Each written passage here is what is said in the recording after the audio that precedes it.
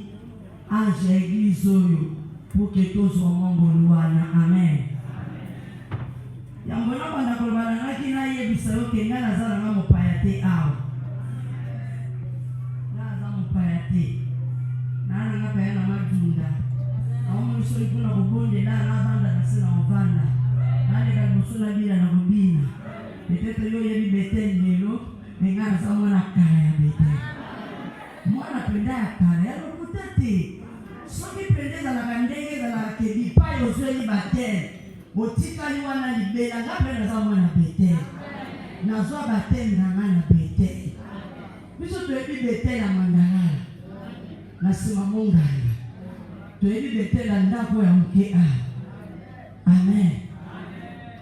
Yo, dada sasa sogola omako.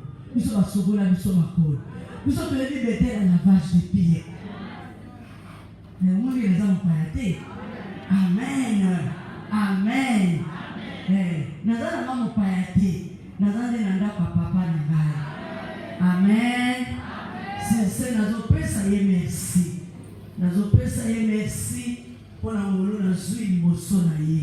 Merci na Dadi Martin, wana aza penda papa ya lokuta te, papa penda ya solo. Nga penda azwanga nayebi na ngai loba nzambe te, nayebi eloko te. Amen. Nayebi penda eloko te ya solo penda lokuta te. Azwanga bongo, aza pami bato bapangisa na mai na miso na ntango bapasi.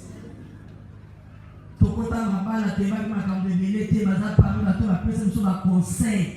Ye aza nde nano elenge, yo oza na libala nazosunga yo.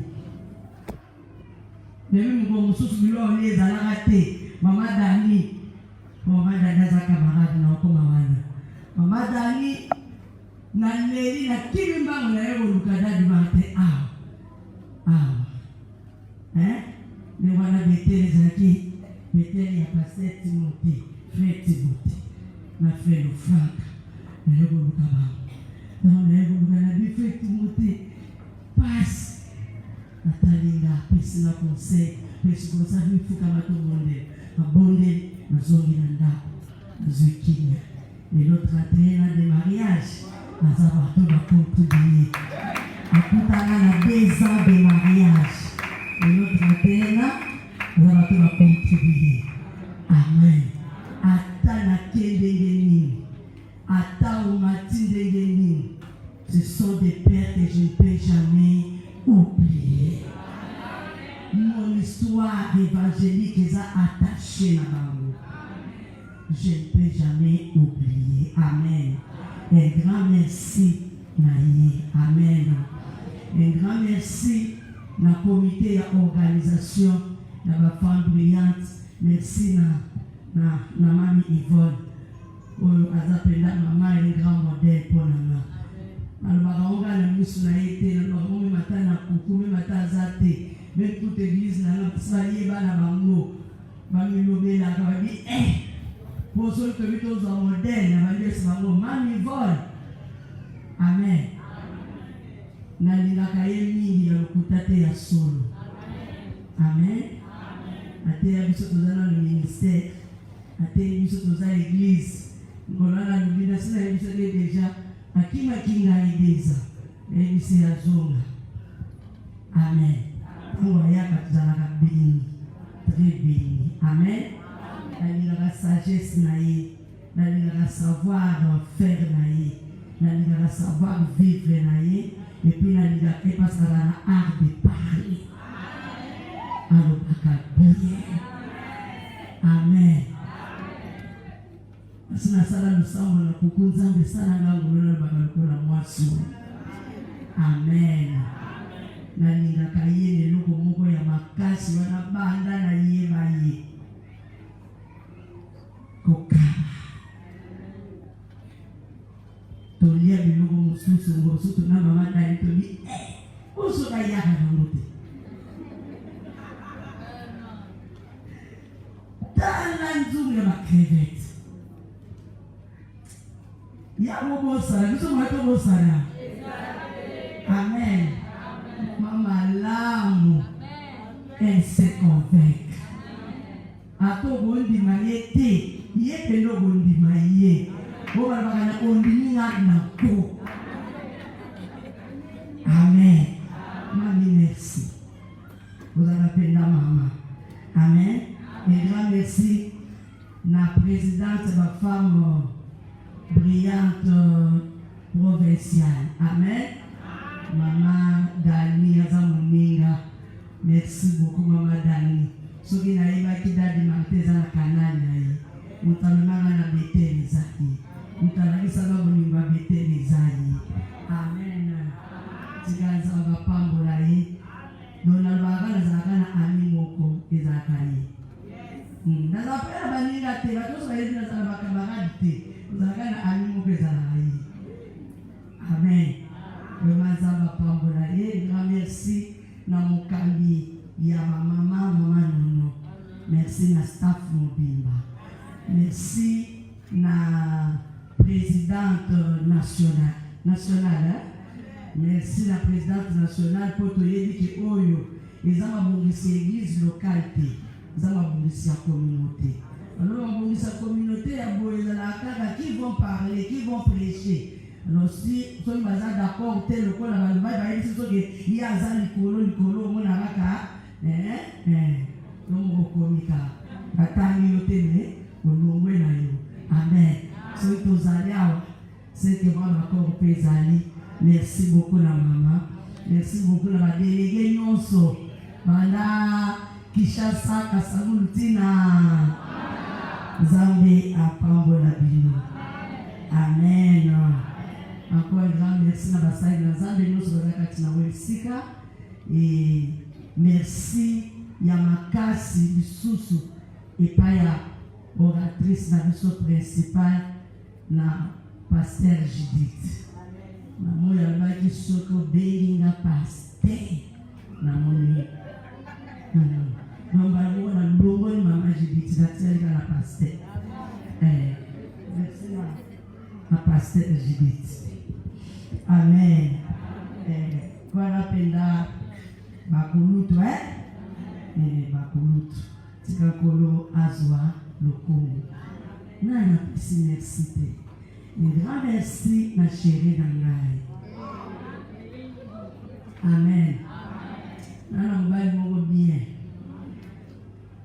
Nous avons expliqué maman moko lelo na bisenga mobile na lobaka.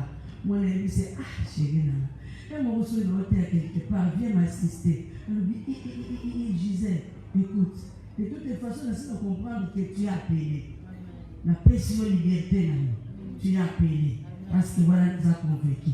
Mais il y a des dans sa circonstance, là, la bégami dans Fida. Tant que ça, la cabaret dans Fida, là, c'est la bégami pour assister. La banda. La papéga de Mabi. Abi, est-ce que là, c'est la bégami pour assister? Pour aller dans le c'est la vie, parce que nous sommes tous tout le monde a kata papa, papa, est-ce que là, on a une société dans le sol? Papa, nous avons troublé. Est-ce que le directeur de la race a tout dans la vie, moi, si la non, a écouté, pourquoi chez vous là-bas, les pasteurs, ils ont besoin de nous? Chacun son travail, chacun son appel. N'a-t-il la liberté? Ata minuit, na kobima. Ata 2h du matin, na kobima. Alobaka na ye te. Na mwana moluba boye te. Me kala. Makamuzamba saleli ngai. Nde komisanga libonga. Amen. Kala. Ogai oza pembeni na ete. Me modeli zambo ya bukelela ngai. Ndeli paina di magaka, il donne la vision, il donne aussi quoi? Amen. Abuke la ngaye bipaya zali zamba pambola ye. Zamba saye ngaye bolamu. Amen. Migonoso na zema isinga bi tu as une femme? Nazana, on a zanté mbali zana akabi. Mais papa ezati. Toi, je vais les donner. Elle s'est dit l'obligé de prendre l'enveloppe. C'était pour combien? Aujourd'hui, je ne dis pas. Je vais les faire. Dès la question, vous voyez, rien aux autres.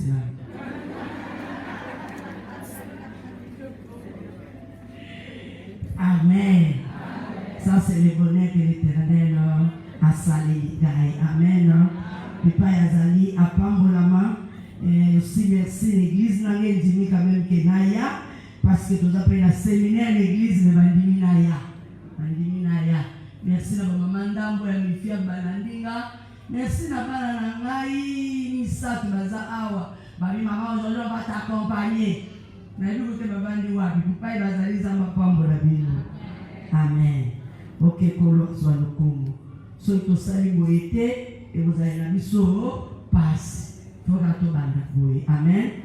Toyi côté les malikolo to tanga malba ensemble. 3 passages bibliques et cause à la médaille, mais je crois qu'on va lire l'essentiel. Amen. Premier livre de Genèse. Premier passage à Genèse 2, les versets 18 au verset 23.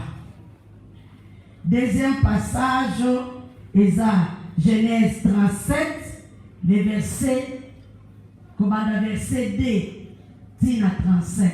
On va lire l'essentiel. Vous écrivez parce que dans l'histoire de ce Toyoka. Amen. Même si vous avez le reste de l'autre Toyoka. Troisième passage est à Genèse 45, les versets 25 à 28. Amen. C'est beaucoup qu'on dit maintenant dans le troisième passage. Genèse 45, les versets 25 au verset 28. Ils remontèrent de l'Égypte et ils arrivèrent dans le pays de Canaan auprès de Jacob leur père.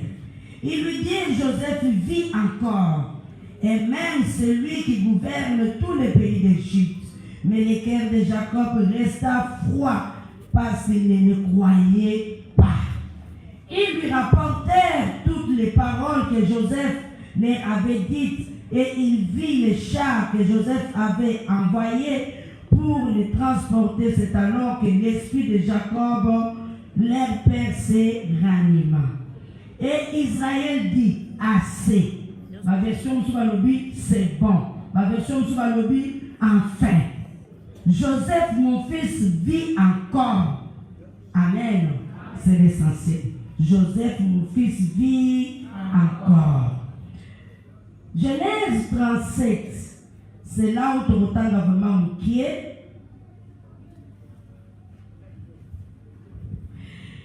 Verset 3, Israël aimait Joseph plus que tous les autres fils parce qu'il avait eu dans sa vieillesse. Il lui fit une tunique de plusieurs couleurs. Ses frères virent que leur père l'aimait plus que eux tous et ils les prirent à elle. Ils ne pouvaient lui parler avec amitié. Le verset 6, il leur dit: écoutez donc ce songe que j'ai eu. Le verset 5, Joseph fit un songe et il raconta à ses frères qui les haïrent encore davantage. Le verset 9, il eut encore un autre songe et il les raconta à ses frères. Il dit: j'ai encore un autre songe, voici. Le verset 11, ses frères eurent de l'envie envers lui, contre lui, mais son père gardant le souvenir de ces choses. Ses frères eurent de l'envie contre lui, mais son père gardant le souvenir de ces choses. Les versets dans ce 19, ils se rendirent, ils se dirent l'un à l'autre: voici les faiseurs de songes qui arrivent. Venez maintenant, tuons-les et jetons-les dans une des citernes. Nous dirons qu'une bête féroce l'a dévoré et nous verrons ce que deviendront ces songes. Tout le temps il partit à Souka, le 31 à Lobi. Ils prirent alors la tunique de Joseph et ayant tué un bouc, ils prolongèrent la tunique dans le sang. Ils envoyèrent à leur père la tunique de plusieurs couleurs et lui faisant dire: voici ce que nous avons trouvé. Et reconnais si c'est la tunique de ton fils ou non. Jacob l'a reconnu et dit: c'est la tunique de mon fils. Une bête féroce l'a dévoré. Joseph a été mis en pièces. Et il déchira ses vêtements et mit un sac sur ses reins. Et il porta longtemps le deuil de son fils. Il porta longtemps le deuil de son fils. Tous ses fils et toutes ses filles vinrent pour le consoler, mais il ne voulut recevoir aucune consolation. Il disait: c'est en pleurant que je descendrai vers mon fils au séjour des morts, et il plairait son fils. Amen. Tu vas lire dans la Genèse 2, à Rufanda.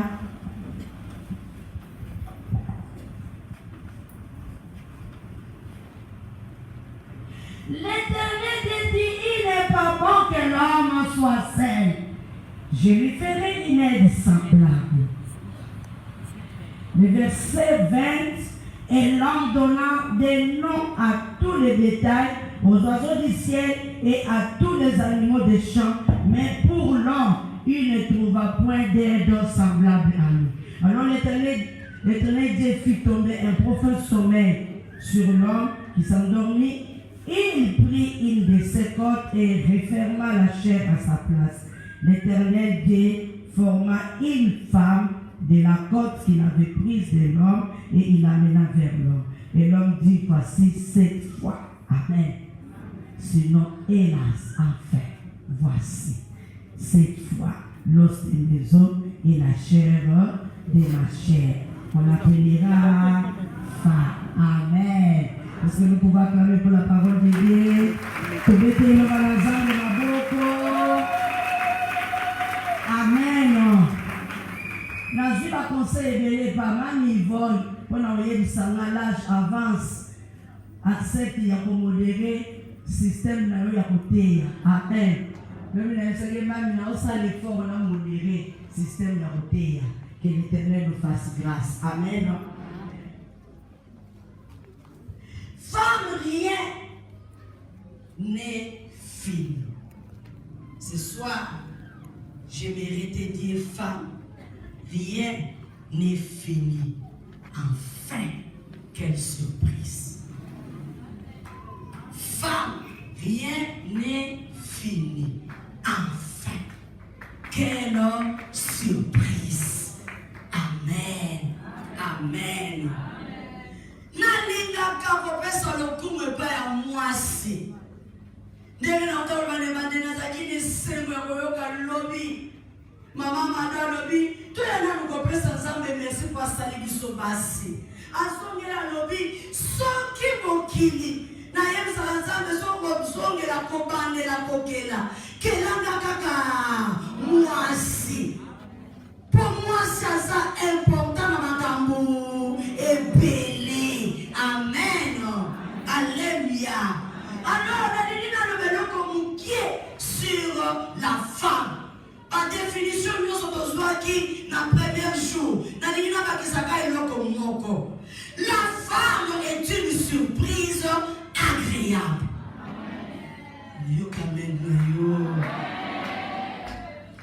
Amen.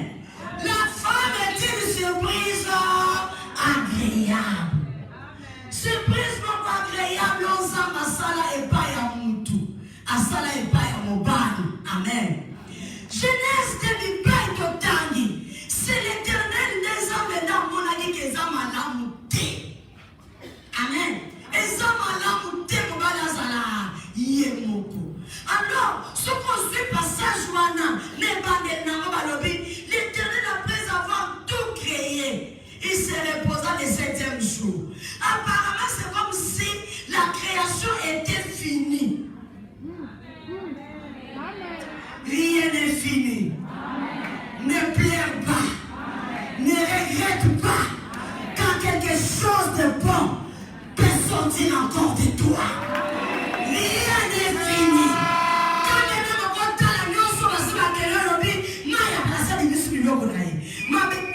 Biloko na ye samba ebimisi biloko na ye nyama ebimisi biloko na ye bongo mutu non esili de toi l'homme quelque chose sortira aussi. Est-ce que moi je suis yokanga de toi quelque chose sortira aussi. Ari non basi batele vie batie mai babeti pat evindi batena fu ebimisi lipa wana ekoza masufarine te. À partir de l'Ipawana. Pourquoi? Parce que l'Ipawana est des produits finis, mais avec Dieu. Avec Dieu, tout est possible. Tout est possible. Tout est possible.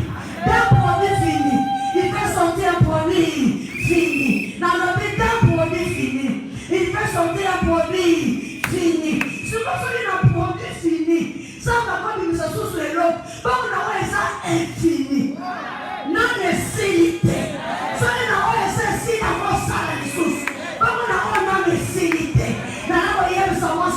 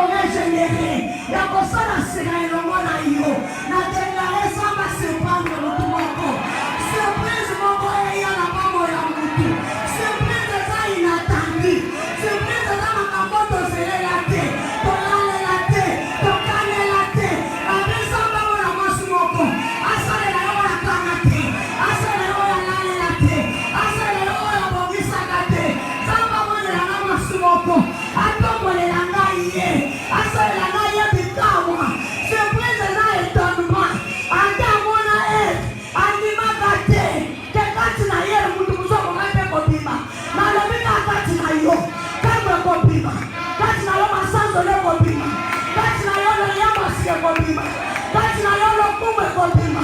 Kati na yo kotombo ekobima. Kati na yo koseka pe ekobima. Kati na yo kati na yo kofunga pe ekobima. Eza pamba te. Eko etone yo. Mukolona atango bi. Enfin. Quelle surprise. Enfin. Cette fois-ci. Quelle surprise. Inattendue. Je ne pouvais pas croire que l'homme va comme il m'a dit sous. Un autre moment m'a dit, à où de là, Wabi, ça va s'assurer ça dit. Et ça, c'est la du bon attend. Et c'est la du bon attend. Parce que Adam, on a laissé cela dit. L'Éternel avait déjà dit, il n'est pas bon. La moine, avant l'homme de Syrie, ça va être le bélaïo. Ah, femme, liene, fini. Est-ce que l'on dit là? Peut-être que l'homme va se ceci. Mais avant, qu'on a ça, mon ami, que ce n'est pas fini. Que ce n'est pas fini. Pour la banane, ce n'est pas encore fini. Pour la mono, ce n'est pas encore fini. Oh, ça, on a les assoucatés. Oh, ça, on a les préparé la gloire de Dieu. Ils ont préparé ascension. Ils ont préparé élévation. Il faut aller à Yesu aleka. Allez, on va tailler film. Allez, on va tailler. On va setter la makolo. On va setter la makolo. On va setter la mapansi. Setter la mabok. Il faut aller la mapansi. Allez, tiens, continue en dessous. Allez, on va ça passe. Pour ascension salima. Pour élévation salima. Pour le combo dans le combo nosso. Yamana yeko yebisa yo. Passe nos oleka. Et va préparer l'élévation à yo. Et va préparer l'ascension à yo. Yamana yebisa yo rien fini. Qu'est-ce que vous avez silité? À tous ceux qui ont clôturé liste T. Souvent, on a les règles dans les pistes qui nous prolongation ça. Biso, la femme, pas ma prolongation. Parce qu'on avait déjà tout créé. Et les hommes, bakela qui va nous, bakela qui va nous aider, maman est bénie, bakupé, babini, comment biso. Voilà le soudain, on a déjà stop. Même now, on fait la représenter Nzamba qui déjà. Sur Nzamba a besoin de prolongation. La femme est une prolongation. Tozana tala. Biso toza bato tozana ba prolongation. Ba vie to mene lelo za ba vie anini ya prolo. Ya ona yeko yebisa mwasumoko tika kolela.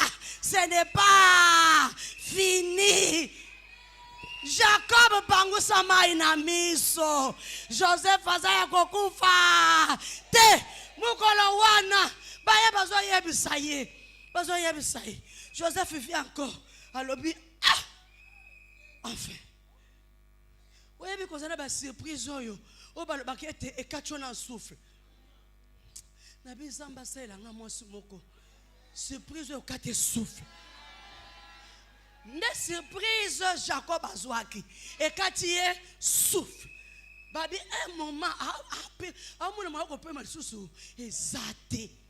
c'est après. Ndazonga monike makamuna mona. Et ça penda réel. Et ça penda ya solo na déclarer na lobby. Zamba sa elanga yo. Surprise moko. Ouais okata yo souffle. Ouais okato souffle. Ouais okato souffle.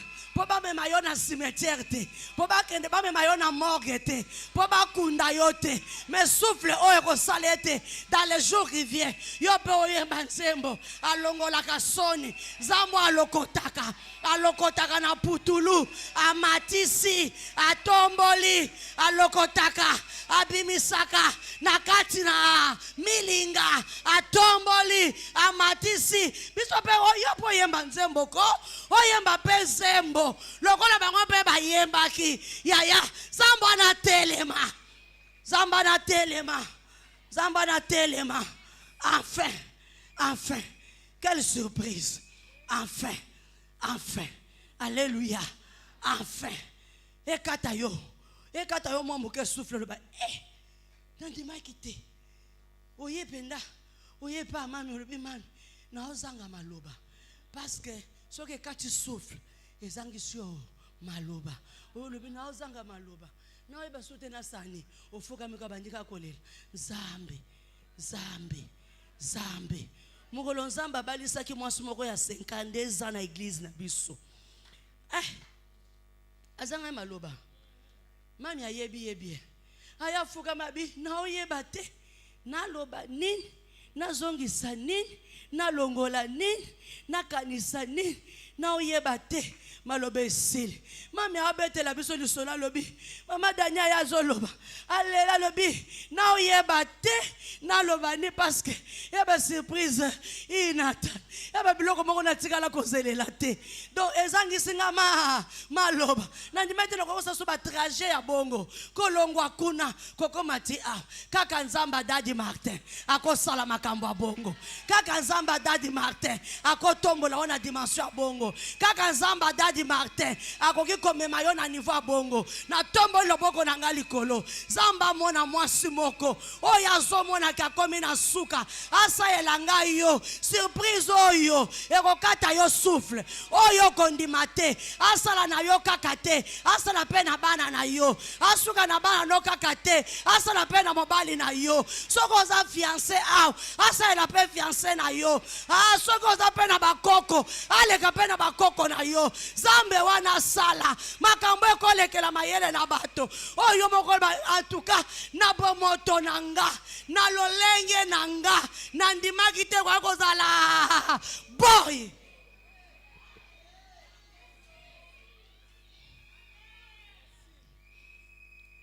Amen. Mutu nyonso alobaka enfin alobaka onka soki akomi na suka ya likambo moko azelaki elingi kolobaka enfin eyaka kotia fin eyaka kotia fin na makambo tozela kal mwasi moko akoloba enfin. Amen. Enfin.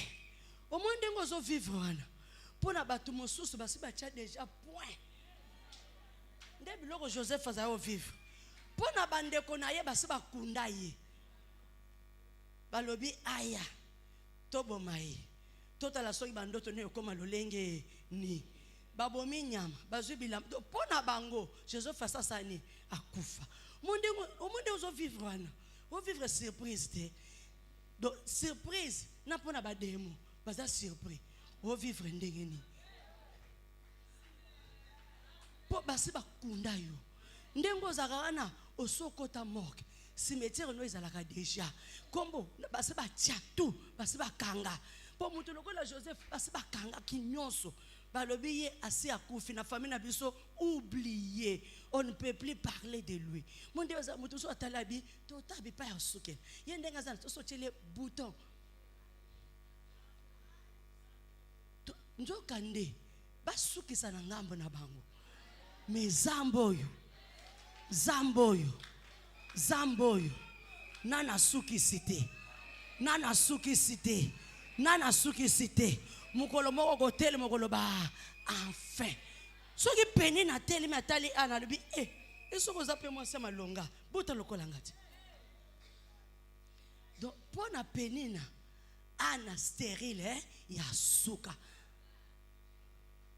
Njoka un jour an akolobaka pe enfin. Enfin, ce n'était pas fini. Enfin, maternité zaika clôturée na penina te.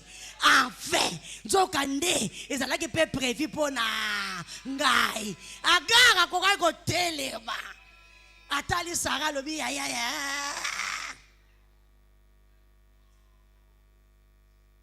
Yo c'est sili pona yo. D'ailleurs mon kutu muto yoko luka nga okoti singa kuna. Seko so muna ke pona yo abu. Yo kana yebso ata so makanisi no ese lobi esili. To wana yo fongola wana si. Ata makanisi na yo moko mutu. Ese lobi esili. Me koza ne loko moko. Koza na lola. Ce qui m'a belé et lobby est sil. Lola nanu et lobby te. Ce qui m'a belé et lobby est sil. Lola nanu et lobby te. Na yebi bana mibali moko 4. Bazo ya kotambo na paralytique. Tango bazo ya na ye bazana souci abika. Mi bakomi na porte. Bakuti porte ya kokangama. Bisika ya koleka ezate. Soki mabele kangi likolo ekangi nanu te. Soki mabele pimelio likolo epimelio nanu te. Mvula ya malonga. We sala ke tata eloko babwaki likolo mabanga ebima. E utaka nde wapi na likolo. Ayaya. Oyebi mai oyo tobwaka kana bilanga kozwa ko biso tokenda kozwa na bapui. Soko bwaka ngo likolo ya libanga. Et qu'on botte ça que l'autre côté. Mais vous là, wa utaka likolo. Ndebi misaka biloko likolo meme ya mabanga. Ozotuna nani abwaka ki semence. Yango na yego yebisa yo. Likolo na yo nanu ekangami te. Likolo na yo eza nanu ya kofungwama. Likolo na yo eza nanu polele. Nanu esili te. Mabele lo besili. Mais l'école est sanan. Mami balo bataba lobi. So qui na se place ezate. Tokozo esikali. Amen. Bipa porte ko bimate. Bipa ba cuisinière ko za la teba lamba biloko. Mais mane ko utakuna. Biloko akolie ko utakuna. Bipa ba congélateur ezalaka te pona provision. Mais corbeau ko yela yo. Ozotuna corbeau alambele kyango wapi. Azoela kyango bipai nini. Maza pre ya kozwela yo. Koya kopesa yo. Poli kole pesi mitindo. Yango na lobby. Na batu normal. Na batu normal te. Lokola nanu esilite. Bazwa ordre. Bazwa ordre. Bazwa ordre. Na okende atana le ba ata soki folie na yebite. Bazwa ordre. Na bina batu normal. Na batu normal te. Na ba féticheur. Na ba occultiste. Na ba voyou. Na bi bazwa ordre. Ya ko s'occuper na yo. Bazwa ordre. Yo vie esila te. Elias oki malobi esili. Abi zambe esili. Zamba lobi na capable ko utiliser me bato ba utiliser kate. Na lobi mata mutu ya ndumba ya famille na bino. Zamba pesa yebo mengo po ya ko tikela yo. Zamba pesa yebo zui. Aya ko sani ko tikela yo. Corbeau azalaki animaux moko impie. Mais il a reçu l'ordre de la part de l'Éternel. Mon serviteur, ce n'est pas fini. Quand on laisse ça y est. Na lobi ozala nourri. Je m'en fous d'un chemin. Je m'en fous d'un modèle zamba kozuela. Je m'en fous bien aimé d'un système zamba ko utiliser. Mais au moins na zo loba kaka. Kolo aya. Et si la te. Ordre pesama.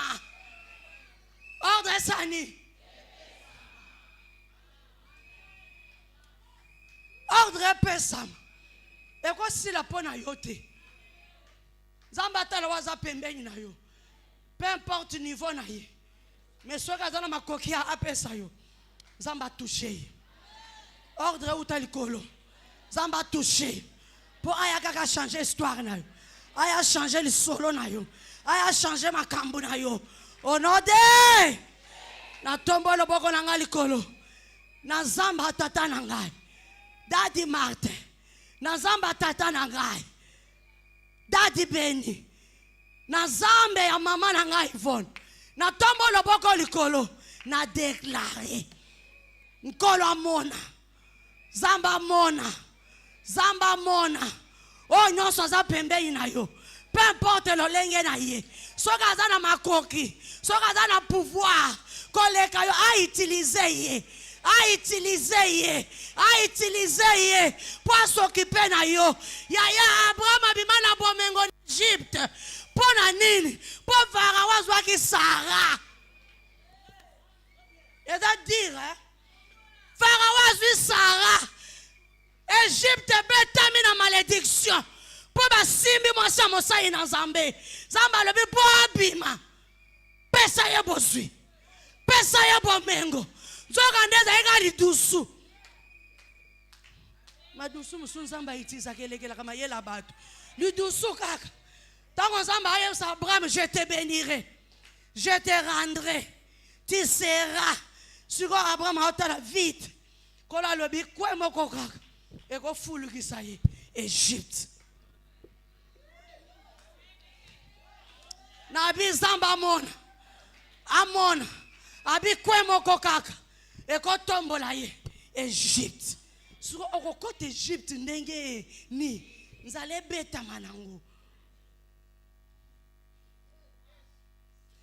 nzale kota nango bonga na peso maloba na peso makambo koloba ezala vrai ezala faux problème nanga naza na objectif moko je m'en fous na chemin Nzambe akozwela pour résoudre likambo na yo mais au moins accomplir objectif na ye problème Nzambe accomplir objectif na ye Abraham abima na bomengo na bimuto apembeni na yo peu importe lolenge azali Nzambe touché ye pour servir yo obima pamba te ce n'est pas fini ce n'est pas eza aussi la te amen mama pia ngonga na mwana yaya na boy bapimela nga prochainement amen abia ngonga alléluia amen ce n'est pas fini alléluia etikali kosika te esili nanu te amen amen amen esili nanu te amen est encore possible que yo pe ozwa pas voyez pourquoi esili nanu te parce que ozana pomoyi na zongeli voyez pourquoi esili nanu te parce que ozana bato ese sili pona bango baza su na vie te baza susu na vie te amen bato ese sili pona bango baza susu na vie lokola yo oza na bomoi parce que tant que que rien n'est fini comme ce n'est pas encore fini c'est qu'il y a de l'espoir au Bible il y a de l'espoir pour tous ceux qui vivent encore amen nanu esilite po ozana pomo na ye kolobela mwasi azo vivre lelo a vivre lobi okuna akota 2022 akota 2025 akota 2028 akota 2029 akota 2030 akokende na 2040 mwasi akokoma pe na 2050 mwasi wana nde nazo ya kolobela na poko lelo ke pema wana oza nango eza pona kosuki sote likolono eza nanu polele ce n'est pas fini il y a encore de l'espoir assurance ezananu amen ba oyo ese sili pona bango baza lisusu te suko yo muto oza nanu na bomo pourquoi okende komisukisa olingo ozala mort vivant amen pourquoi ozomisukisa ngai oyo loba na komisukisa te na kosukela wa te via bana nga pe kosukela wa te o nazomona lelo eza nango ka ba escalier poto mata toke tato la kembo na Nzambe esili nanu te ekosukela wa nanu te yaya meme ozomona lelo eza nanu ka ba miette Nzambe azokana kosana makambo malamu koleka esili nanu te pona bombo nanga esili nanu te pona mobali nanga esili nanu te hello moko yelinga webi mama mba Judith a dit j'ai biso offrande ka pona bana yaya mo mi bal ba baza robal aba baza ni espoir ya robal loka mama do ba biso déjà zobala kala mingi te tout espoir ezali n'est-ce pas amen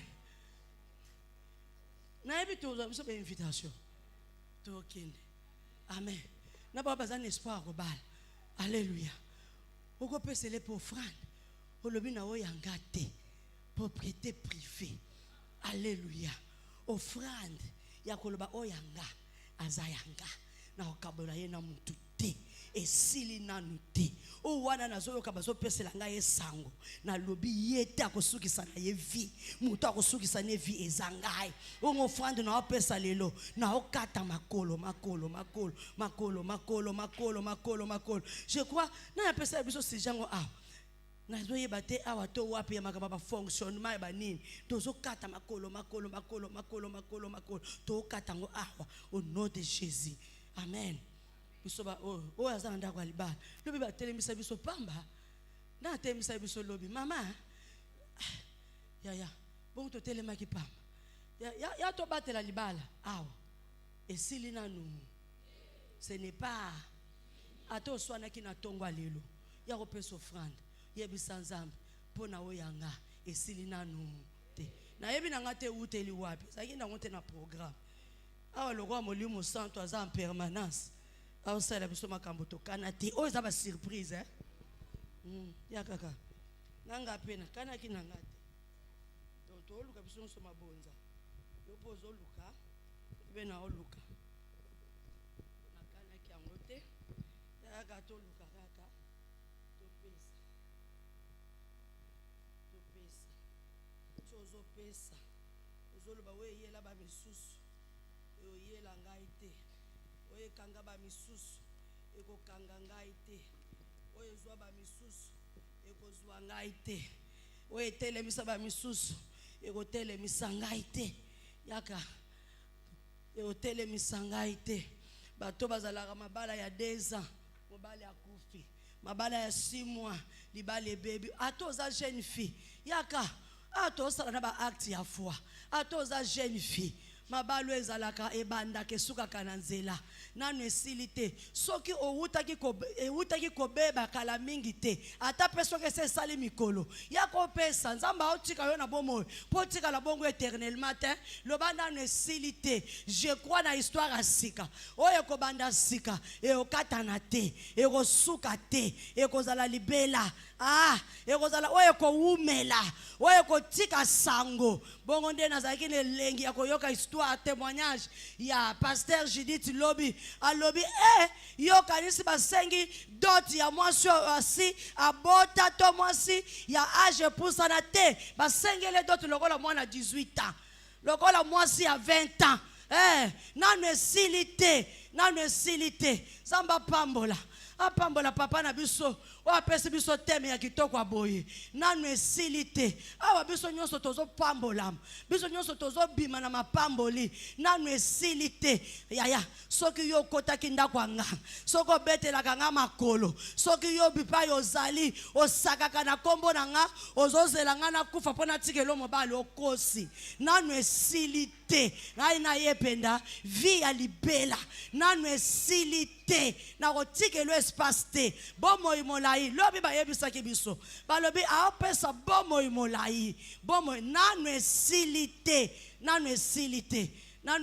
na tongo mami alobelaki biso je crois lobi na tongo alobaki musala na nzambe piaka bomoi molai nanu esilite na kozala na bomoi molai mpona kotikela yo espace te na kotikela yo espace te omoni ofrande ofimbu na otya na mokongo na yo soki mobali na nga koboya yo te yo ndo koboya ye nzamba utilize banzela nyonso soki ya koboya yo ta ozala tingama yo ndo kozwa conviction ke azaya bato moye na vanda na ye ezate oto sala eleki koleka ndako nganga eleki koleka na samakolo ya banoko eleki kokota kosala ba réunion ya famille omoni oto sala oyo eleki kokende koluka mama bokilo obanda kopesa ba rapport eleki kokende koluka ba ya mobali na yo pesa ke rapport otala ndeko na bino otala makambo osala ojuka na babetelinga lisolo matala awa nde ko régler ba histoire koleka owana eleki alleluia eleki yakaya ozoyebisa nkolo oya ngai te na bonzelo bana so na yoko bonzelo mobali bana na bota bango nga moko na bonzelo mobali akabelo bana babonga mobali pasani On a bota qui na ebana. Abonga. Na bonzeli peyo. Zamba pambola ba jeune fille église yoka kondima. Dimension ya foi. Zamba saela yo. Oyebi nazao lingaka. Mami Yvonne nazao bakelo mongabe apeso ya sachet. Na ebite so lo baka onka tilelo. Apeso ya sachet ya mobimba. Ya louange adoration. Ya okaboli na mutu te. Abandeli kana yo. Abi na oyekolela kakao. Awa biso mibale te oyekola. Biso mibale te olakisala. Biso mibale. Ya. Zamba sayelo biloko andengwana. Asayelo biloko andengwana. Asayelo biloko andengwana. Boy kende pe no gito sisa. Nasi na zui papier. Rien n'est fini. Amen. Rien n'est. Amen.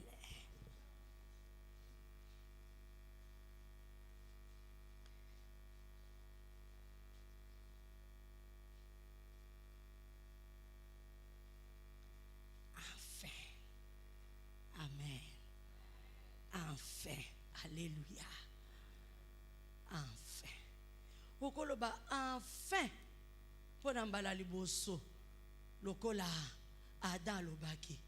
Enfin genzamba selo loko ya nini ya sika. O etikali na nuko salemate. Mokoloba aussi enfin pour la deuxième fois. Lokola Jacob. Poloba o ekenda esa nini ezonga. Est-ce que yo kinga? Oyo nana zuite nzamba saela ye. Mais oyo azuaki babotoli ye na binkolo nzamba restitution. Azongisela yo poloba enfin. Amen. Pourquoi tokoki koloba enfin? Pourquoi ce n'était pas fini pour Joseph? Pourquoi ce n'était pas fini pour Joseph? Amen. Ce n'était pas fini pour Joseph. Bon moezala kina babwa kaina citerne ezakina no finité.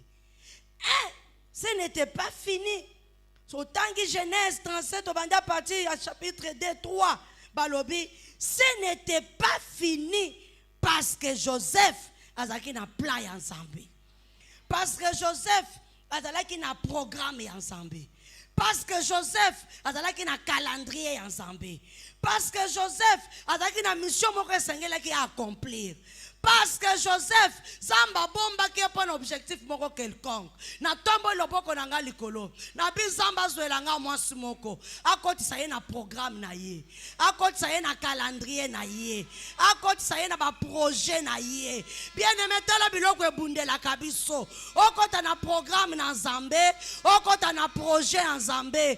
Parce que quand on a promesse moko, il faut s'accomplir na bomo ina yo. Et koki kosi la te, et koki kosi la te, pour ezana mission moko, il faut koki samakaka na yo, na mutu mosusu te, kwa na likambo moko Nzambe fasa la kaka na yo. Okoki komi tune koza la lolenge ni, bandoto nyonso lotaka ya malam, eza déjà projet en Nzambe. Ba profession nyonso ba pesa o ya malam, eza déjà projet en Nzambe. Maloba na Nzambe ndengo zo yokango boye, eza déjà projet en Nzambe. Aussi longtemps na ne koki samite, ekosilaka te pona tina na yo. Na tombo loboko na nga likolo, Nzambe amemelanga mwasi moko, na bana na ye, na bakoko na ye, na fami na ye, acha bango na kacha calendrier na ye. Au nom de kota na calendrier ya Nzambe, kota na mission ya Nzambe.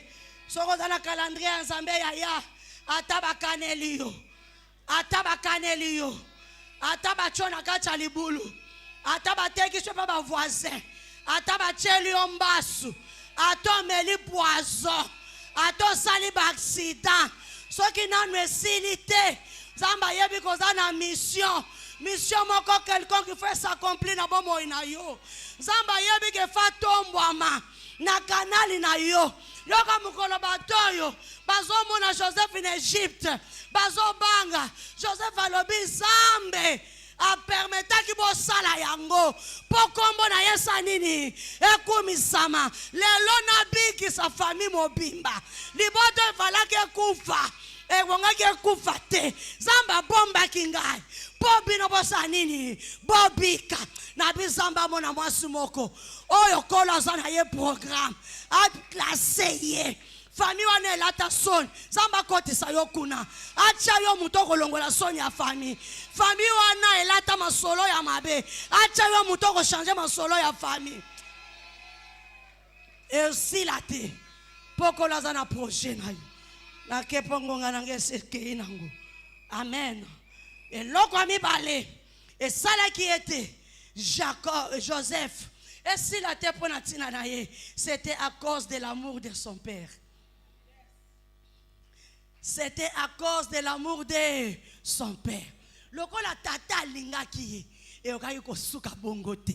Po tata pesa kinzela te, po Joseph akufa. Lokola tata pesa kinzela te, Joseph okayi kokufa te. Alléluia. Amen. Bible lobi car Dieu t'a aimé, il a donné, afin que quiconque croit ne périsse point, mais qu'il ait la vie. Ce n'est pas fini. Bon moye la yo, bon moye pesame la yo. Ce n'est pas fini. Psaume 91 le partir à verset 14. Puisqu'il m'aime, puisqu'il connaît mon nom. Alléluia. Puisqu'il connaît mon nom. Il fallait qu'il passe la pour Jacob. Il fallait qu'il passe la pour Joseph. Pour Jacob, passe la quitter. Peu importe nouvelle à joie qui. Parce que yé pen angambo na yé. Et sengela kamona kembo na zambe. Pour Joseph, passe la quitter. Pourquoi? Parce que bolingo est réciproque. Et ça na flèche aller na flèche. Amen. Joseph azayi kolinga tata na ye. Et Jacob azayi pe kolinga Joseph.